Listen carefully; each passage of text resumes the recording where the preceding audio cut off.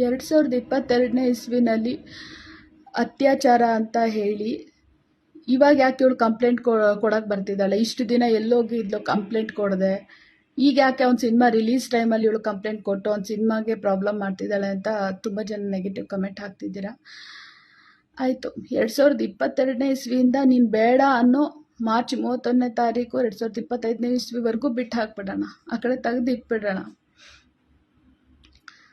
ನೀನು ಬೇಡ ಅಂದರೆ ಬೇಡ, ನೀನು ಹಂಗಿದ್ಯಾ ಹಿಂಗಿದ್ಯಾ, ನಾನು ಇನ್ನೂ ಆ ಲೆವೆಲಿಗೆ ಬೆಳಿಬೇಕು, ಈ ಲೆವೆಲಿಗೆ ಬೆಳಿಬೇಕು, ನಾನು ಇನ್ನೂ ಅವ್ರ ಜೊತೆ ಇರಬೇಕು, ಇವ್ರ ಜೊತೆ ಇರಬೇಕು ಅಂತ ಹೇಳಿ ನನ್ನ ಬಿಟ್ಟು ನಾನು 1 ಮಂತ್ ಹಾಸ್ಪಿಟಲೈಸ್ ಆಗಿ ಹುಷಾರು ಮಾಡ್ಕೊಂಡು ನಾನು ಬಂದಿದ್ದೀನಿ. ಅದಾದಮೇಲೆ ಮೊನ್ನೆ ಅಂದರೆ ಈಗ ಶನಿವಾರ ಬಂತಲ್ಲ, ಈ ಶನಿವಾರ, ಕಳೆದ ಶನಿವಾರ ಬೆಳಗಿನ ಜಾವ 12:15ಗೆ ಬಂದು ಬಲವಂತವಾಗಿ ಬಾಗಿಲು ತಗ್ಸಿ ಹಿಂಸೆಯಿಂದ ಮೂಗು ಮುಚ್ಚಿ ಬಲವಂತವಾಗಿ ಎಣ್ಣೆ ಕುಡಿಸಿ ಅವನು ಬೇಡ ಅಂತ ಬಿಟ್ಟು ಹೋಗಿ ಮತ್ತೆ ಬಂದು ನನ್ನ ಮೇಲೆ ಲೈಂಗಿಕ ದೌರ್ಜನ್ಯ ಮಾಡಿದ್ರೆ ನಿಮ್ಮ ಪ್ರಕಾರ ಅದು ಅತ್ಯಾಚಾರ ಅಲ್ಲ. ಆಯಿತು, ಅತ್ಯಾಚಾರ ಬೇಡ, ಲೈಂಗಿಕ ದೌರ್ಜನ್ಯ ಮಾಡಿ ನನ್ನ ಖಾಸಗಿ ವಿಡಿಯೋ ಆ ಒಂದು ಟೈಮಲ್ಲಿ ಅವನಿಗೇನು ಬೇಕೋ ಅದನ್ನು ಮಾಡಿ ಆಮೇಲೆ ಆ ಖಾಸಗಿ ವಿಡಿಯೋ ಮಾಡಿಕೊಂಡು ಆ ವಿಕೃತಿ ಮೆರೆದ್ರೂ ಕೂಡ, ಇಷ್ಟಾದರೂ ಕೂಡ ನಾನು ಕಂಪ್ಲೇಂಟ್ ನಿಮ್ಗಳ ಪ್ರಕಾರ ಕೊಡಬಾರ್ದಾಗಿತ್ತು.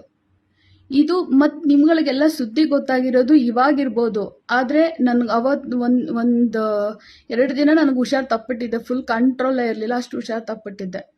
ಭಾನುವಾರ ಅವನಿಗೆ ಮಧ್ಯಾಹ್ನ ಫೋನ್ ಮಾಡಿ ಹೇಳಿದ್ದೀನಿ, ನೀನು ಈ ಥರ ಮಾಡಿರೋದಕ್ಕೆ, ನೀನು ಇಷ್ಟು ಹುಷಾರಿಲ್ಲ ಅಂತ ಒಂದು ಹ್ಯುಮ್ಯಾನಿಟಿನೂ ಇಲ್ಲದೆ ಇರೋದಕ್ಕೆ ಕಂಪ್ಲೇಂಟ್ ಕೊಡ್ತೀನಿ ಅಂತ ಅವನಿಗೆ ನಾನು ಪರ್ಟಿಕ್ಯುಲರಾಗಿ ಹೇಳಿದ್ದೀನಿ. ಅಷ್ಟು ಹೇಳಿಬಿಟ್ಟೇ ನಾನು ಅವತ್ತಿಂದನೂ ಪ್ರೊಸೀಜರ್ ಇದೆ, ಡ್ರಾಫ್ಟ್ ಮಾಡಿ ಅದೆಲ್ಲ ಒಂದು ಪ್ರೊಸೀಜರ್ ಇರುತ್ತೆ, ಅದೆಲ್ಲ ಮಾಡಿ ಅವ್ರಿಗೆ ಕಂಪ್ಲೇಂಟ್ ಕೊಟ್ಟು ಮೊನ್ನೆಯಿಂದನೂ ಪೊಲೀಸ್ ಸ್ಟೇಷನಲ್ಲೇ ಇದ್ದೀನಿ. ಅದೆಲ್ಲ ಆಗಿ ಮೊನ್ನೆಯಿಂದನೂ ನಾನು ಮೆಡಿಕಲ್ ಟೆಸ್ಟಲ್ಲಿ ಇದ್ದೀನಿ.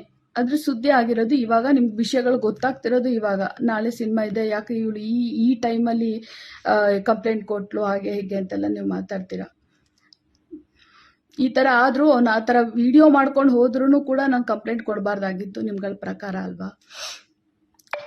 ಅಂದರೆ ಯಾರಾದರೂ ಅತ್ಯಾಚಾರ ಆಗಿ ಸಾಯಿಸಿಬಿಟ್ರೆ, ಅವ್ರನ್ನ ಕೊಲೆ ಮಾಡಿಬಿಟ್ರೆ, ಅಥವಾ ಯಾರಾದರೂ ಅತ್ಯಾಚಾರ ಆಗಿ ಸೂಸೈಡ್ ಮಾಡ್ಕೊಂಬಿಟ್ರೆ ಮಾತ್ರ ನೀವುಗಳೆಲ್ಲರೂ ಜಸ್ಟಿಸ್ ಫಾರ್ ಸೋಕಾಲ್ಡ್ ಅಂತ ಅವ್ರ ಹೆಸರು ಹಾಕ್ಕೋತೀರ.